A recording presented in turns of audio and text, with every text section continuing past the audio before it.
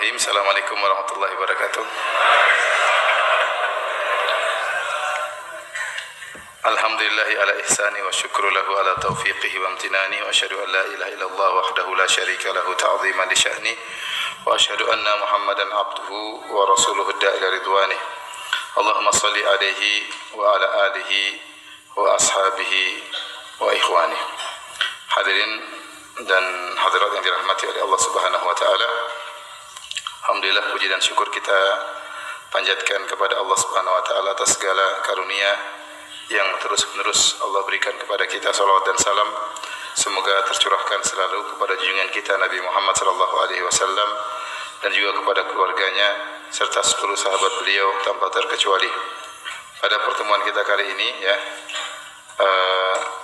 kita pertemuan libur dulu pengajian kitab tauhid ya. Saya tadi sudah baca-baca tapi qadarullah tidak sempat selesai. Ya, maka kita pertemuan kali ini kita akan buka dengan tanya jawab. Namun sebelum saya membuka tanya jawab dari antum, ada pertanyaan yang sering ditanyakan ya kepada saya ya, yaitu Ustadz, bagaimana kita bisa mengetahui bahwasanya musibah yang menimpa kita ini atau ujian yang menimpa kita ini adalah sebagai penggugur dosa atau sebagai pengangkat derajat. Ya, apakah sebagai penggugur dosa atau apakah sebagai pengangkat derajat? Para ulama telah menjelaskan sebagaimana ditunjukkan oleh dalil-dalil bahwasanya jika musibah menimpa seseorang memang ada dua kemungkinan.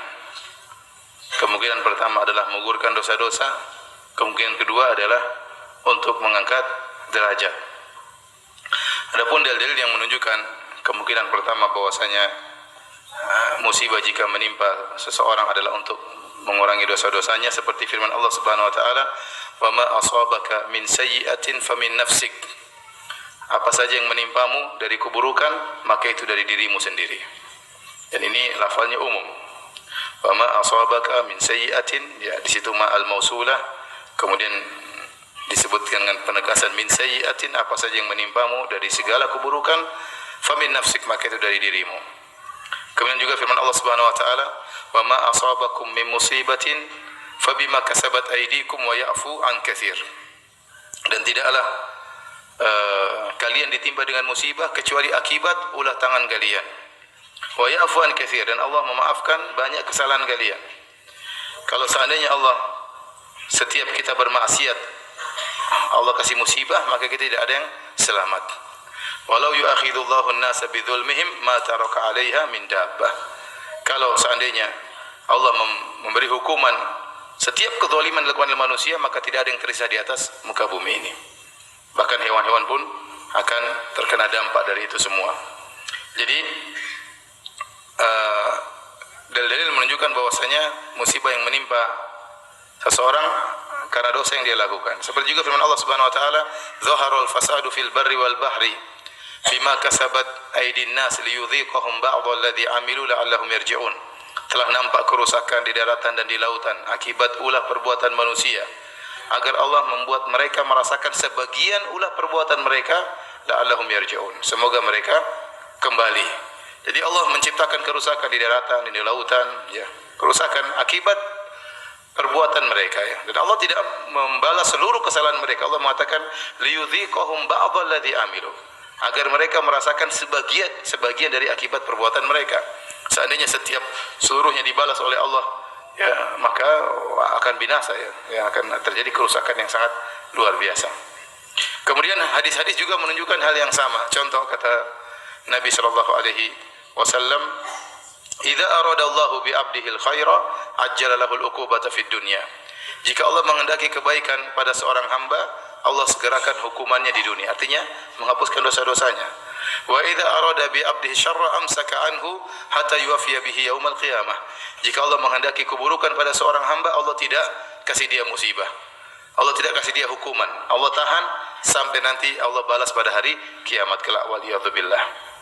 Demikian juga Nabi sallallahu alaihi wasallam bersabda dalam hadisnya, "La tasubbil humma," janganlah engkau mencela demam. Jangan engkau mencela demam. Kenapa? Karena demam itu tudhibul khataya kama yudhibul kir khabathal hadid. Karena demam itu bisa menggugurkan dosa-dosa sebagaimana alat pandai besi bisa menghilangkan karat besi. Jadi apa yang menimpa seorang muslim ya sampai demam yang dia rasakan juga menggugurkan dosa-dosanya. Makanya kalau kita menyungguh orang sakit kita bilang apa? Tahur insyaallah. Apa maksudnya itu? Semoga dosa-dosamu digugurkan dengan penyakitmu. Dalam hadis juga Nabi SAW bersabda, "Ma yusibul muslim min nasabin wala wasabin wala hammin wala hazanin wala adan wala ghammin hatta syaukatin syakuha illa kafarallahu biha min khotayahu." Kata Nabi SAW, tidak ada suatu pun yang menimpa seorang muslim min nasabin, dia letih, lelah, itu juga menggugurkan dosa-dosa. Yang penting dia sabar menghadapinya. Wala wasabin, atau dia sakit, itu juga menggugurkan dosa-dosanya. Wala hazanin, kesedihan tentang masa lalu yang buat dia ingat-ingat terus sehingga dia pun sedih, ya.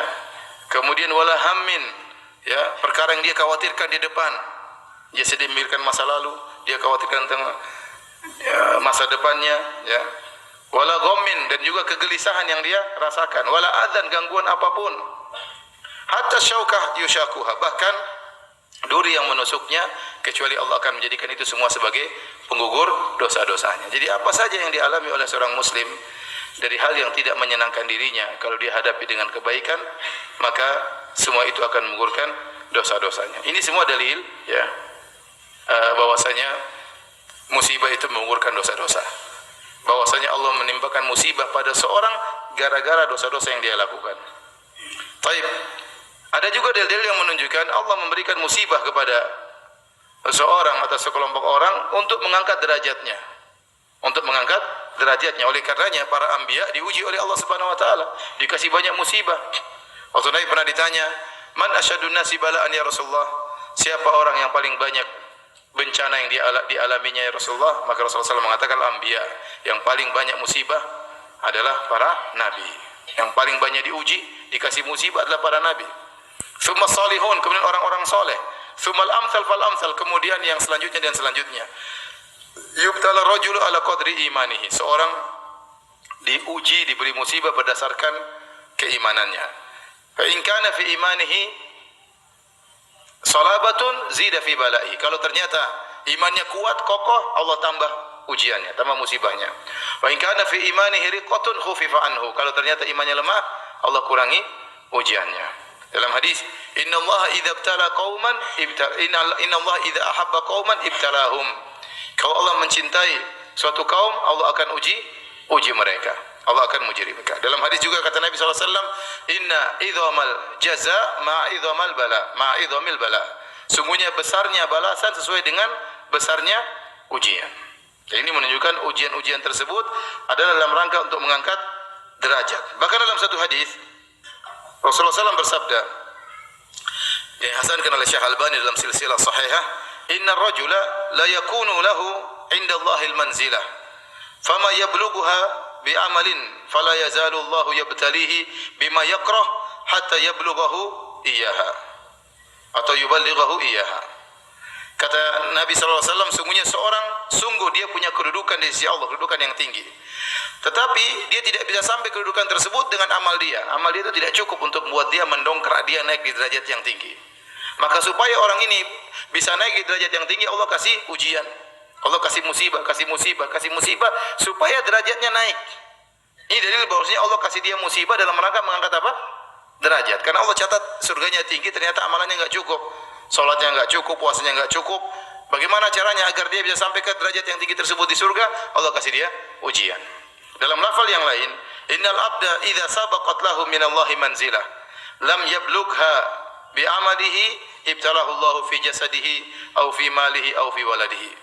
Sungguhnya seorang hamba jika telah tercatat di sisi Allah dia memiliki kedudukan yang tinggi, tetapi amalannya tidak bisa mendongkrak dia untuk naik sampai pada derajat tersebut, ibtalallahu fi jasadihi, maka Allah akan memberi dia musibah di badannya, au fi malihi, atau di hartanya, au fi waladihi, atau di anaknya. Ya, ini semua dalil bahwasanya musibah bisa mengangkat derajat. Di antara tujuan Allah kasih musibah adalah mengangkat derajat. Oleh karenanya Nabi yang paling keras ujiannya, ya. Nabi kalau sakit, maka sakitnya sangat luar biasa. dalam suatu hadis, ya, Rasulullah Aisyah radhiyallahu anha berkata, "Ma ra'aitu ahadan ashadda alaihi alwaj'u min Rasulillah sallallahu alaihi wasallam." Aku tidak melihat seorang pun benar-benar merasa sakit seperti yang dialami oleh Rasulullah sallallahu alaihi wasallam. Rasulullah SAW kalau sakit, sakitnya luar biasa. Waktu Rasulullah SAW sakit akan meninggal dunia, para sahabat menyenguknya. Anas bin Malik menyenguknya, Abdullah bin Mas'ud menyenguknya, sampai Nabi diselimuti dengan selimut, para sahabat pegang selimut, itu selimut terasa panas. Saking panasnya tubuh Nabi sallallahu alaihi wasallam. Abdullah bin Mas'ud berkata, "Ya Rasulullah, innaka la tu'aku wa'akan syadidan." Ya Rasulullah, sungguhnya engkau diberi sakit dengan sakit yang keras. Faqala Rasulullah sallam, Nabi menjawab, "Ajal, benar. Inni u'aku kama yu'aku rajulani minkum." Sungguhnya aku diberi sakit 2 kali lipat daripada sakit kalian. Ya, kenapa? Karena Nabi diangkat derajatnya oleh Allah Subhanahu wa taala. Dan dalam satu hadis juga disebutkan bahwasanya, ya, bisa jadi musibah itu mendatangkan kedua-duanya, mengurangi dosa-dosa dan mengangkat derajat, ya. Di mana dalam hadis Rasulullah SAW menyebutkan, tidaklah suatu musibah menimpa seorang muslim kecuali, ya, kata Nabi SAW, kecuali akan menghapuskan dosa-dosanya dan akan mengangkat derajatnya, ya. Jadi dalam sebagian hadis bahwasanya musibah itu bisa menggugurkan dosa sekaligus mengangkat derajat. Pertanyaan yang sering ditanyakan, "Ustaz, kalau kita terkena musibah, ini untuk menggugurkan dosa-dosa atau untuk mengangkat derajat? Kira-kira buat apa? Kira-kira menggugurkan dosa atau mengangkat derajat? Kira-kira apa? Kalau antum Nabi, kita bilang untuk angkat derajat. Tapi kalau antum adalah antum, kemungkinan besarnya adalah untuk menggugurkan apa? Dosa. Jadi kalau kita terkena musibah, ya udah, kita jalani dengan baik. Pertama, kita harus bersabar. Kalau seorang bersabar terkena musibah, pertama menggugurkan dosa-dosanya, kedua akan mengangkat derajatnya. Tetapi sisi menggugurkan dosa lebih berat daripada pengangkatan derajat. Kalau para anbiya, orang-orang soleh yang terkena musibah, maka sisi pengangkatan derajat lebih besar daripada sisi pengguguran apa? Dosa. Tapi kalau kita yang tiap hari berdosa, dosa dengan penglihatan, kita tidak bisa jaga pandangan kita. Dosa dengan pendengaran, kita dengar macam-macam, ghibah, musik lah, apalah. Dosa dengan lisan kita, dengan tulisan kita, kita ngomong tidak pernah kita jaga, tidak pernah kita pertimbangkan. Para ulama mengatakan kalau orang mau ngomong, harusnya pikir dulu, ini manfaat atau tidak di akhirat. Sebelum ngomong, pikir dulu. Kalau nggak bermanfaat, ingat bermanfaat di dunia atau tidak. Kalau bermanfaat, ngomong. Kalau tidak, jangan ngomong. Mikir lagi. Ada manfaat, ada mudarat. Timbang lagi. Mana lebih berat, mudarat atau manfaat? Kalau begitu kapan ngomongnya, Ustaz? Para ulama mengatakan demikian, kalau mau ngomong, mikir dulu. Falyakul khairan au liyasmut. Mikir dulu baru berucap baik atau tidak, diam. Tapi siapa di antara kita seperti itu? Kita kalau ngomong asal nyeplos saja, ngomong mana dipikir, ya. Kalau komentar mana pernah dipikir, komentar di media sosial, ya. Kalau komentar berita, kalau menuduh orang, mana pernah kita pikir? Oh, itu memang begini, apalagi musim sekarang ini, aduh, debat-debatan, isu-isu, berita-berita hoax. Siapa di antara kita yang diam tidak ikut nimbrung? Kita nimbrung. Belum lagi dosa-dosa yang berkaitan dengan hati. Belum lagi banyak kewajiban yang kita belum kerjakan. Banyak kewajiban kita kepada orang tua belum kita tunaikan. Banyak kewajiban terhadap kerabat kita belum kita tunaikan. Kewajiban terhadap anak dan istri belum kita tunaikan. Hak-hak mereka belum kita kerjakan dengan baik. Banyak hak-hak Allah yang belum kita tunaikan. Masih malas dalam beribadah. Intinya kita ini banyak dosa. Jadi kalau kita terkena musibah, kemungkinan besar sisi pengguguran dosa itu lebih besar. Jangan seorang pede, oh saya dikasih musibah karena Allah ingin angkat derajat saya. Antum pede banget ya. Kalau yang mengucapkan itu adalah para nabi, orang-orang soleh mungkin. Tapi kalau yang mengucapkan model seperti kita. Intinya kalau kita terkena musibah, sabar, sabar. Nah kalau kita sabar, dosa-dosa kita gugur, derajat kita dinaikkan. Tapi kalau kita terkena musibah tidak sabar, maka dosa-dosa tidak gugur, derajat semakin rendah. Dosa-dosa tidak gugur, derajat semakin apa? Rendah. Ya. Karena musibah akan datang. Bagaimana seorang kapan dikasih pahala? Dikasih pahala tatkala bagaimana sikap dia menghadapi musibah tersebut. Sebagian ulama mengatakan bukan otomatis musibah mengena seorang dapat pahala, tidak. Bukan otomatis musibah mengena seorang dapat pahala. Tapi bagaimana sikap dia menghadapi musibah tersebut. Seorang mukmin menghadapi dengan tegar, dengan tenang, dengan husnudzon kepada Allah Subhanahu wa taala, maka dia akan mendapatkan pahala dan diangkat derajatnya. Ya. Jadi kalau ditanya lagi, Ustaz, saya dapat musibah, kira-kira menggugurkan dosa atau mengangkat derajat? Jawabannya apa? Kira-kira menggugurkan apa? Dosa. Dan semoga juga mengangkat apa? Derajat. Tapi ini sebagai mukadimah, kalau ada yang bertanya saya persilakan. Tadi silakan ya. Diulang pertanyaannya.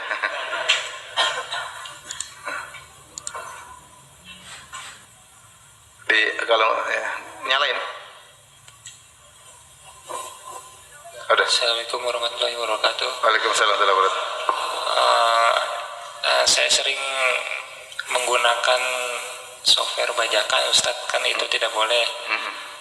Terus teman saya mengatakan kalau menggunakan software bajakan kalau untuk di rumah buat edukasi keluarga itu masih dibolehkan, tapi kalau untuk bisnis dan di kantor tidak boleh. Tidak boleh. Itu kata teman-teman dari mendengar berita dari pemerintah itu mengubah hakikat hukum bajakan itu sendiri apa enggak? Assalamualaikum warahmatullahi wabarakatuh. Waalaikumsalam warahmatullahi wabarakatuh. Jadi temannya berkata, kalau bajakan itu buat kepentingan keluarga, maka tidak mengapa. Kalau buat bisnis hukumnya apa? Haram. Tadi dasar temannya dalilnya apa? Pemerintah. Dalilnya apa dia? Berita. Katanya repot. Jadi asalnya kita tidak boleh mengambil hak orang lain. Di antara nilai hak orang yang diakui dalam dunia adalah hak cipta. Itu diakui. Dan itu punya nilai. Ya, hak menemukan, hak cipta, hak membuat, ya. Islam juga mengakui hal tersebut. Dia sudah berkreasi, dia sudah membuat, ya, maka dia punya hak. Nah, kalau ternyata kita membajak, berarti kan kita merugikan orang lain. Saya tidak tahu berita bahwasanya benar pemerintah boleh atau tidak. Ini bukan, saya tidak tahu benar atau tidaknya, tetapi ini berkaitan dengan hak milik orang, ya, hak milik orang. Ya, kalau seandainya pemerintah, taruhlah seandainya membolehkan, saya rasa tetap tidak boleh. Ya, saya rasa tetap tidak boleh, kecuali pemilik software tersebut tatkala mau jualan di Indonesia sudah ada deal sama pemerintah. Kalau dibajak orang untuk keluarga tidak apa-apa. Kalau buat bisnis haram. Kalau ada deal dengan pemerintah, syarat dia jual beli seperti itu, maka jadi halal. Tapi saya ragu emang ada deal seperti itu. Saya rasa enggak. Ya, ini bisnis internasional, ya. Jadi apa yang disampaikan berita tersebut, ya, tidak merubah hukum, ya, tidak merubah hukum. Jadi tidak boleh kita menggunakan software bajakan. Terus gimana Ustaz? Ya istighfar. Istighfar dan berusaha yang beli yang asli, ya. Allah alam bisawab. Ada lagi bertanya? Ustaz, anak seorang akhwat yang sudah berkeluarga. Kalau anak ingin banyak-banyak bersedekah dengan uang pribadi anak, apakah sedekah anak harus diberikan kepada fakir miskin, anak yatim? Kalau anak berikan ke ibu anak, apakah itu juga dihitung sebagai sedekah? Mohon penjelasannya Ustaz. Tentunya sedekah yang terbaik kata para ulama adalah kepada karib kerabat. Karena sedekah kepada karib kerabat pahalanya dua. Pertama, pahala menyambung silaturahmi, kedua, pahala bersedekah. Apalagi kerabat dekat, ya, seperti orang tua, seperti kakak dan adik, om, paman dan yang lainnya. Ya, tapi kalau kita punya uang berlebihan, ya kita sudah kasih orang tua kita, Ya, tidak ada salahnya kita kasihkan kepada fakir miskin. Semakin seorang membutuhkan sesuatu, mudah-mudahan sedekah kita itu pahalanya semakin besar, karena kita semakin menghilangkan penderitaannya. Ya, kalau kita sudah kasihkan ibu kita, kayak bapak kita, kakak adik kita, dan mereka berkecukupan, ya mungkin mereka tidak perlu sedekah. Yang perlu kita berikan kepada fakir miskin, yatim, masalah orang tua, masalah saudara, mungkin kita kasih hadiah. Ya, jadi intinya bebas ya kita disedekah kepada kerabat atau kepada di luar kerabat, tetapi memang paling utama adalah kerabat. Tetapi kalau kerabat menurut perkiraan kita sudah cukup, maka kita berikan juga kepada selain kerabat. Ada lagi yang bertanya? Assalamualaikum warahmatullahi wabarakatuh. Waalaikumsalam warahmatullahi wabarakatuh. Ustaz, Ana mau tanya, kan teman Ana punya utang ke Ana ya.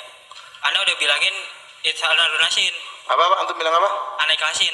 Antum ikhlasin? Iya. Ikhlasin terpaksa atau karena? Insya Allah ikhlas. Ikhlas ya, terus. Iya. Tapi dia tetap kok mau bayar. Iya. Ana udah bilang ikhlas, udah nggak usah dibayar, tapi dia masih kokoh ya. Pertanyaannya, kalau dia bayar itu Ana boleh ngambil nggak gitu?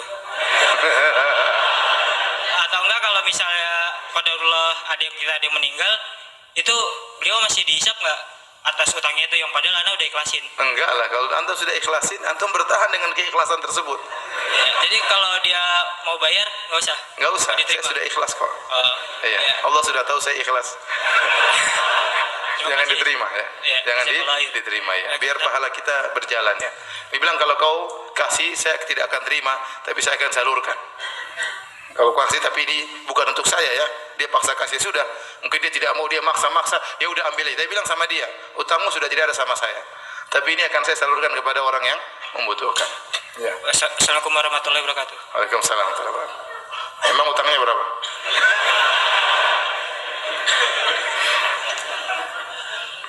Ustadz, saya mau tanya, saya pengen hidup sederhana, tapi teman-teman kadang-kadang ngeledek saya, katanya saya hemat. Misalnya saya dikontrakan tidak ada kulkas. Misalnya saya dikontrakan tidak ada kulkas. Gimana sikap yang harus saya lakukan, Ustadz? Sederhana itu bagus, tapi pelit tidak boleh ya. Ya, pelit tidak boleh ya. Ya, pelit banyak dicela dalam Al-Quran dan hadis-hadis Nabi Sallallahu Alaihi Wasallam. Ya, seorang bisa membedakan diri antara sederhana dengan pelit. Ya, kalau dia kulkas, saya rasa kebutuhan yang sangat penting sekarang ya. Karena kalau memang dia tidak perlu ya sudah nggak perlu. Tapi kalau saya rasa kulkas itu kebutuhan ya. Ya, jadi jangan sampai seorang saking sederhananya sampai pada derajat apa? Pelit. Karena ada orang seperti itu, dia bukan sederhana, dia pelit. Dia bukan hemat, tapi dia apa? Pelit. Ya. Dia pelit. Sampai kepada keluarganya dia pelit, bahkan kepada dirinya dia pelit. Saya tidak menuduh yang bertanya pelit ya, enggak. Cuma saya ingatkan, jangan sampai pelit. Dan pelit yang paling parah, pelit ada dua. Pelit sama orang lain, yang kedua pelit terhadap diri sendiri. Pelit yang paling parah, pelit terhadap diri sendiri. Ya, itu yang paling parah. Dan kalau orang sudah pelit terhadap diri sendiri, akhirnya yang di sekitarnya menderita. Istrinya menderita, anak-anaknya apa? Menderita karena bapaknya pelit. Kemana-mana jalan-jalan nggak pernah belanja-belanja. Pergi ke restoran beli air putih. Sudah bayangan makan macam-macam, karena pelit. Pelit ya. Hemat bagus, hemat sederhana, yang tidak perlu nggak usah. Saya tidak suruh beli mobil mewah, tidak suruh beli kulkas mahal-mahal. Nah, sederhana. Tapi kalau orang ada keperluan dan dia mampu, tidak dia lakukan, itu namanya pelit. Nah, kalau antum memang tidak merasa membutuhkan kulkas, ya sudah nggak usah beli kulkas, ngapain beli? Ya, nggak usah. Kalau emang antum nggak butuh kulkas, nggak usah beli. Atau antum butuh kulkas, tapi ada keperluan yang lebih daripada itu, ya sudah nggak usah beli kulkas, beli yang lebih perlu. Tapi kalau ternyata antum butuh kulkas, uang ada, cuma eman-eman kalau beli kulkas, itulah namanya pelit. Itulah namanya apa? Pelit ya. Nah, antum bisa menilai antum pelit atau sederhana. Silakan. Baik, pertanyaan berikutnya. Silakan. Assalamualaikum warahmatullahi wabarakatuh. Salam wabarakatuh. Anda ingin bertanya, ada dua Ustaz. Yang pertama, ketika kita mungkin sedang sholat jamaah misalnya, kemudian ada gempa yang sangat dahsyat, atau mungkin ada peringatan tsunami mau datang gitu, atau mungkin kebakaran, yang kemudian yang harus kita lakukan membatalkan atau meneruskan gitu Ustaz. Sebenarnya yang namanya sholatul khauf, seorang bisa melanjutkan Dia seperti dalam peperangan, tatkala dia lagi sholat tiba-tiba di perang, dia farijalan aw rukbana, maka dia silakan sholat dalam kondisi berjalan, dalam kondisi berlari, dalam kondisi naik kendaraan. Tapi itu memang susah, karena kita tidak terbiasa juga melakukannya. Jadi sebenarnya bisa kita lanjutkan sambil keluar sholat tidak putus. Tapi kenyataan susah. Tiba-tiba gempa ya kita lari biasanya. Tiba-tiba ya mungkin uzur lah kalau kita membatalkan, kemudian dalam kondisi demikian tiba-tiba kebakaran. Seharusnya kita lanjutkan ya. Yang penting bisa menyelamatkan diri. Dan kita boleh keluar dari masjid untuk menyelamatkan apa? Diri. Nggak ada masalah ya. Dengan sholat khauf. Tapi kalau seorang tidak tahu, tidak terbiasa sholat khauf, tidak apa-apa dia batalkan. Karena menyelamatkan nyawa tentunya lebih penting. Allah alam bisawab. Yang kedua, tentang pengurusan jenazah ketika kayak yang terjadi di Palu itu gempa, itu bagaimana kan korban sangat banyak, apakah secara syariat itu penguburan massal atau tidak, tanpa dengan dikafani atau disolatkan itu? Allah alam, saya nggak tahu. Ya, sama-sama. Pertanyaan, kebanyakan kaum laki-laki yang dalam tanda kutip nekat berpoligami hanya berdalil dengan surat An-Nisa ayat 3. Fankihu ma tabalakum minan nisa. Nikahilah yang kalian sukai, 2 atau 3 atau 4. Tanpa melihat adilnya ancaman jika tidak mampu berbuat adil. Ustaz mohon diingatkan kaum lelaki ancaman-ancaman Allah jika mereka tidak mampu berbuat adil. Ya, dan jelaskan adilnya itu seperti apa agar mereka mengikuti sunnah Rasulullah yang banyak mereka tinggalkan dulu sebelum berpoligami. Syukran jazakallah khairan. Bapak-bapak sudah tahu semua kok. Kalau tidak adil ya bahaya pada hari kiamat. Man kanat lahum ra'atani famala ila idahu majaa yaumal qiyamati wa shikuhu ma'il. Barang siapa yang punya istri 2, kemudian dia condong kepada salah satunya, maka dia akan datang pada hari kiamat dibangkit dalam kondisi badannya miring. Ini suatu penghinaan bagi dia. Bayangkan di depan teman-teman, di depan jamaah Al-Ikhlas, badan miring. Badan miring. Kenapa ente miring? Aduh, saya punya istri 2. Istri 2 kirain cuma 1. Satunya saya sembunyikan. Kemudian badan miring. Nah, ini memalukan. Itu bentuk Allah memalukan dia pada hari kiamat kelak. Ya, bagaimana nasib orang yang badannya miring? Ya. Berjalan di padang mahsyar dalam kondisi badannya apa? Miring. Itu suatu kehinaan bagi orang tersebut. Maka para lelaki kalau ingin poligami harus tahu bahwasanya dia harus adil. Oleh karena sebagian ulama seperti dari ulama mazhab Hambali mengatakan poligami hukumnya makruh. Kenapa? Karena kekhawatiran orang tidak adil. Tapi yang benar poligami hukumnya sunnah bagi orang yang bisa adil. Tapi kalau seorang tidak adil maka terjerumus dalam kemakruhan atau terjerumus dalam keharaman. Oleh karenanya tidak adil dalam poligami dosa besar. Tidak adil dalam poligami dosa besar. Karena di antara definisi dosa besar adalah diancam dengan ancaman khusus. Dan Nabi telah menyebutkan secara spesifik, secara khusus bahwasanya orang yang tidak adil dalam poligami badannya miring. Berarti orang yang tidak adil tatkala berpoligami dia telah melakukan dosa apa? Dosa besar. Baik. Apa keadilan yang dituntut? Tentunya yang terbaik adalah keadilan dalam segala hal. Ibnu Qudamah menyebutkan Nabi SAW adil dalam segala hal, ya, dalam segala hal terhadap istri-istrinya. Tetapi sebagian ulama mengatakan yang wajib untuk adil adalah perkara-perkara yang primer, ya. Artinya apa? Yang penting dia menyediakan rumah bagi istrinya. Dia satunya butuh kendaraan, satunya butuh kendaraan, dua-duanya juga dipenuhi, ya. Ya. Adapun yang lebih daripada kebutuhan primer, ya, bisa jadi berbeda. Ini pendapat sebagian ulama. Ya, cuma saya katakan lebih hati-hati kalau bisa disamakan dalam segala hal. Adapun rasa cinta, maka itu tidak bisa adil. Ya. Tetapi yang zahir seperti jatah nginap, ya, memesrai seluruhnya, maka itu harus adil. Adapun rasa cinta, maka seorang tidak bisa adil. Kata Nabi SAW, Allahumma hadza qasmi fima amlik, fala talumni fima tamlik wala amlik. Ya Allah, inilah pembagianku yang aku mampu, aku bisa bagi terhadap istriku jatah nginap dan yang lainnya, masalah nafkah. Maka jangan engkau celah aku pada perkara yang engkau kuasai dan aku tidak kuasai. Maksudnya masalah cinta. Nabi tidak bisa adil dalam mencintai. Nabi lebih cinta kepada siapa? Aisyah radhiyallahu taala anha. Dan semua orang tahu akan hal tersebut, ya. Sahabat-sahabat juga tahu bagaimana Nabi sangat cinta kepada Aisyah daripada yang lainnya. Makanya kalau mereka ingin beri hadiah, mereka nunggu Nabi lagi di rumah Aisyah. Baru mereka kasih hadiah kepada Nabi sallallahu alaihi wasallam. Sampai istri-istri Nabi yang lain mengeluh kepada Nabi. Mereka ngirim Ummu Salamah untuk berbicara dengan Nabi. Ya Rasulullah, sampaikan kepada para sahabat, kalau mau kasih hadiah, jangan tunggu Anda lagi di rumah Aisyah. Dimanapun Anda berada di rumah yang lainnya, kasih hadiah. Ya. Ini kenapa para sahabat tahu bahwasanya Nabi sangat cinta kepada Aisyah. Kenapa Nabi pas di rumah Aisyah baru dikasih hadiah? Karena Nabi di rumah Aisyah lebih berbinar-binar, lebih bahagia saatnya dikasih hadiah. Jadi untuk masalah cinta kita nggak bisa adil. Contoh, nggak usah masalah istri, kita punya anak-anak. Kita punya anak 5, kita sayang semuanya. Tapi pasti ada di antara situ yang lebih kita cintai daripada yang lainnya. Lebih kita sayangi. Mungkin karena dia lebih pintar, mungkin dia lebih ganteng, mungkin dia lebih cantik, ya, atau yang lainnya, ya. Atau mungkin ada anak yang kita kurang sayang sebenarnya. Kenapa? Dia mirip dengan bapaknya. Mungkin ada seorang wanita dicerai, kemudian anaknya dia pelihara. Ada satu mirip sekali dengan suaminya. Udah suaminya ini pergi meninggalkan dia, selalu ingat suaminya. Ya Allah alam. Jadi susah untuk membagi cinta kepada anak-anak dengan kita punya anak 4, 20%, 20%, nggak bisa. Nggak bisa. Nah demikian pula kalau kita punya istri 4, ya, susah membagi 20%, 20% susah, ya. Cinta itu pasti ada perbedaan. Dan itu tidak wajib. Tapi yang wajib masalah nafkah, masalah jatah nginap, ya, masalah kasih sayang, ya.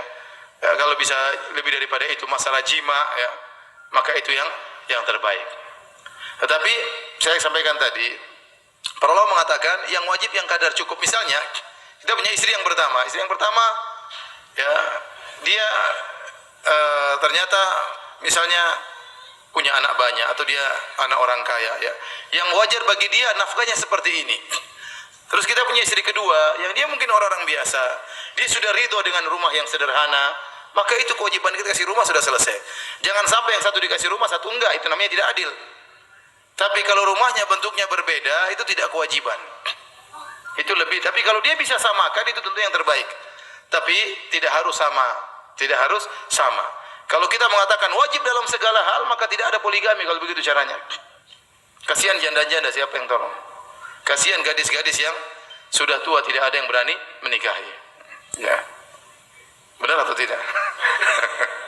Kok tenang semua?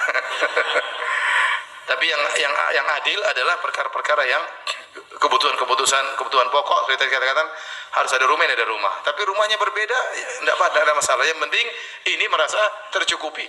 Tidak harus rumahnya sama. Wallahu a'lam bishawab.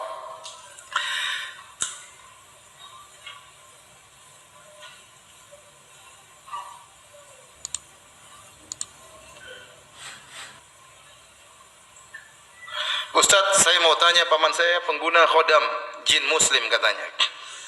Sering saya ditawarkan untuk pakai karena sering mengingatkan untuk sholat tepat waktu. Kalau badan sakit keselio bisa disembuhkan. Seperti disentak-sentak tahu-tahu sembuh. Apa yang harus saya lakukan untuk mengembalikan dia ke jalan yang benar, ya? Ingatkan bahwasanya tidak boleh demikian, ya. Oleh karenanya yang berhak menguasai jin cuma Nabi Sulaiman. Dan Nabi Sulaiman pernah berdoa, ya, habli mulkan la yambagi li ahadin min ba'di innaka antal wahhab. Ya Allah, anugerahkanlah kepadaku suatu kerajaan yang tidak boleh untuk seorang pun setelahku. Sungguhnya Engkau Maha Pemberi anugerah. Oleh karenanya waktu Nabi sallallahu alaihi wasallam sedang sholat, tahu-tahu ada jin ifrit mengganggu Nabi. Maka Nabi SAW mengatakan, famakkani Allahu minhu, maka Allah membuat aku bisa menangkapnya. Maka Nabi pun mencekik jin tersebut sampai Nabi mengatakan, aku merasakan dinginnya lidahnya atau liurnya.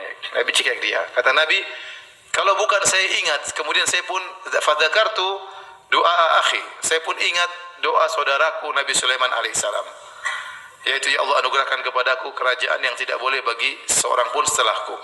Kalau bukan karena doanya Nabi Sulaiman, saya akan ikat jin tersebut di tiang di Masjid Nabawi, sehingga pada pagi hari anak-anak bisa melihat jin tersebut. Jadi Nabi tidak bisa menguasai jin. Kenapa? Karena doa Nabi Sulaiman tidak boleh ada seorang pun menguasai jin kecuali Nabi Sulaiman alaihissalam. Makanya Nabi dalam banyak kegiatan, dalam perang Uhud, dalam perang Badar, Nabi tidak pernah pakai pasukan jin. Ya, padahal ada jin-jin yang masuk Islam.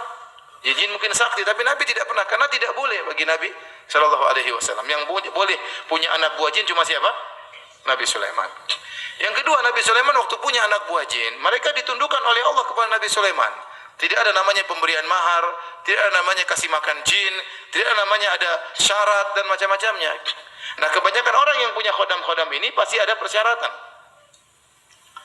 Contoh, saya punya kawan cerita, ya. Orang tuanya atau kakeknya punya keris. Keris itu sakti, tapi dia ada perawatan. Harus dienapkan, harus diinikan, harus dikasih apa. Ya, baru keris tersebut bisa berfungsi. Nah, saya khawatir orang yang punya khodam-khodam gini, dia pasti punya mahar atau pembayaran tertentu. Dan itulah nilai kesyirikan di situ. Ya. Makanya dalam Al-Quran Allah mengatakan, ya ma'asyaral jinni qad istakthartum minal ins. Wa qala awliya'uhum minal insi rabbana istamta'a ba'duna bi ba'din. Ya. Tatkala Allah berkata, wahai ma'syaral jin, wahai jin sekalian, sungguhnya kalian telah menyesatkan banyak manusia. Maka berkatalah wali-wali mereka dari kalangan manusia, ya Rabb kami, sungguhnya kami telah saling menyenangkan di antara kami. Jin menyenangkan manusia, manusia menyenangkan jin. Adapun jin menyenangkan manusia, jin membantu manusia. Keperluannya apa? Ya.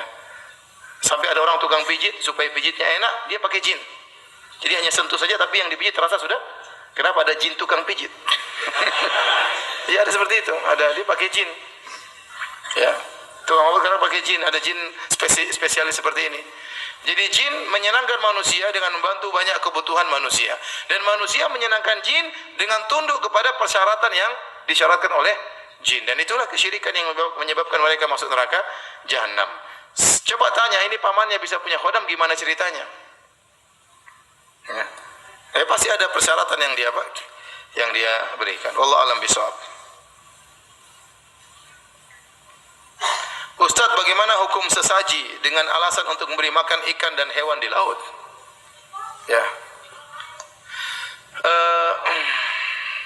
Sesaji kalau ternyata kepala kerbau, pertama, kenapa harus kepala kerbau? Ya. Terus kenapa harus kasih makan apa hewan? Hewan laut, apakah mereka kelaparan? Saya khawatir orang tatkala menyembelih kerbau untuk diserahkan di lautan, itu ada keyakinan-keyakinan tertentu. Seperti yang kita dengar di sebagian tempat, karena untuk ruh, karena untuk jin, karena untuk penjaga lautan. Ya, kalau tidak dikasih sajian maka akan semakin parah. Ini terjadi. Punya keyakinan demikian. Bukan murni mau kasih makan ikan teri di lautan kemudian menyembelih apa? Kerbau kemudian lepas di lautan.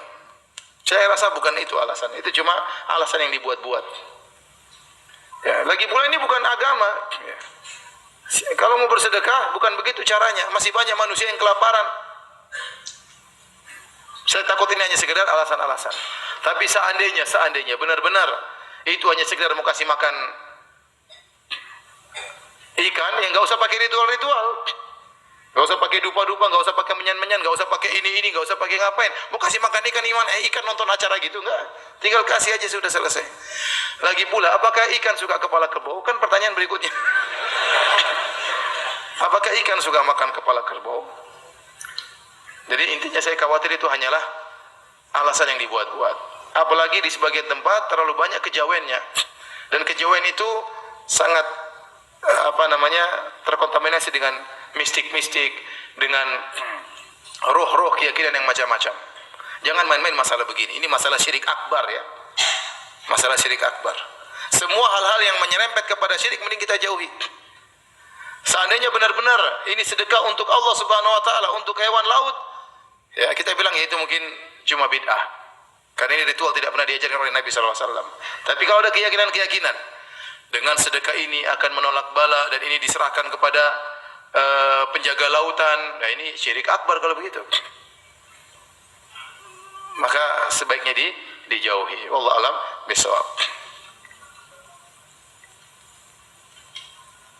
Ustaz, bagaimana baiknya jika mengetahui imam di masjid dekat rumah yang masih melakukan kesyirikan? Apa kita tetap wajib menjadi makmum atau mencari masjid yang lain? Kalau seorang imam ternyata dia diketahui melakukan kesyirikan, maka hendaknya kita sholat di tempat yang lain. Jangan sholat di belakang dia. Jangan sholat di belakang dia. Ihtiyatan. Karena kita khawatir sholat kita tidak diterima. Ada para ulama khilaf tentang sholat di belakang imam yang fasik.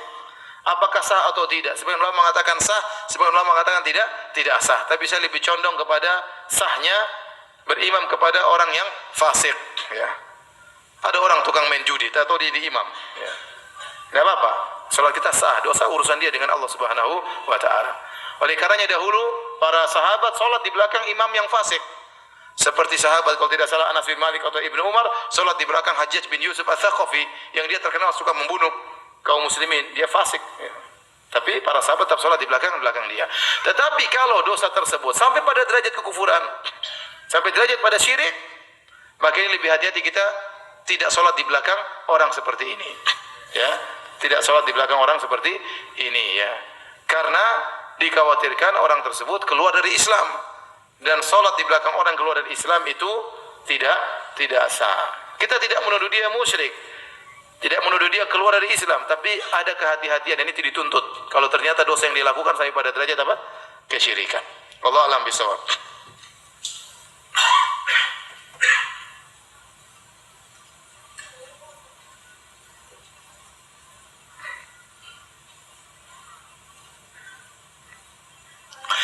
Apakah hibah yang diberikan ibu boleh tidak adil dengan yang lain karena anak yang lain mungkin lebih memerlukan? Apa bedanya dengan hibah dari ayah?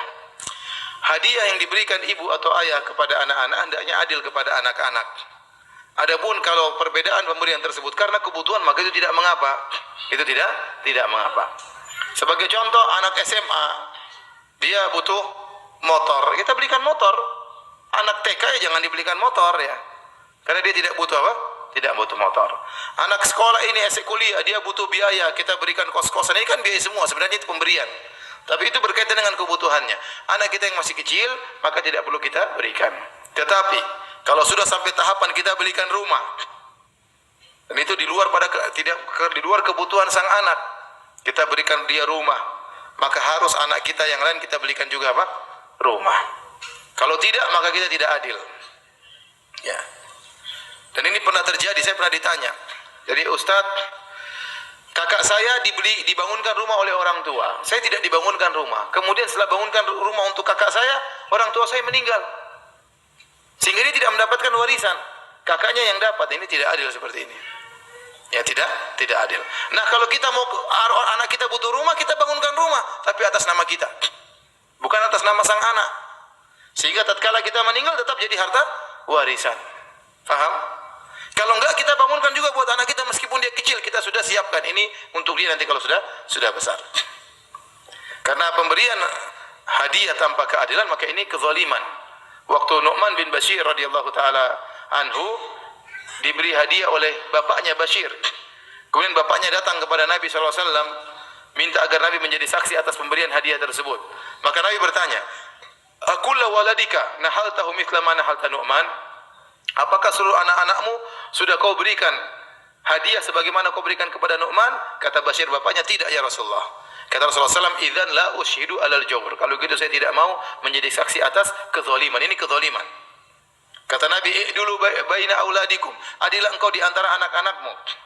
Ayasurruka anna kulla auladika fi birrika sawaan. Apakah kau suka anak-anakmu semuanya berbakti kepadamu?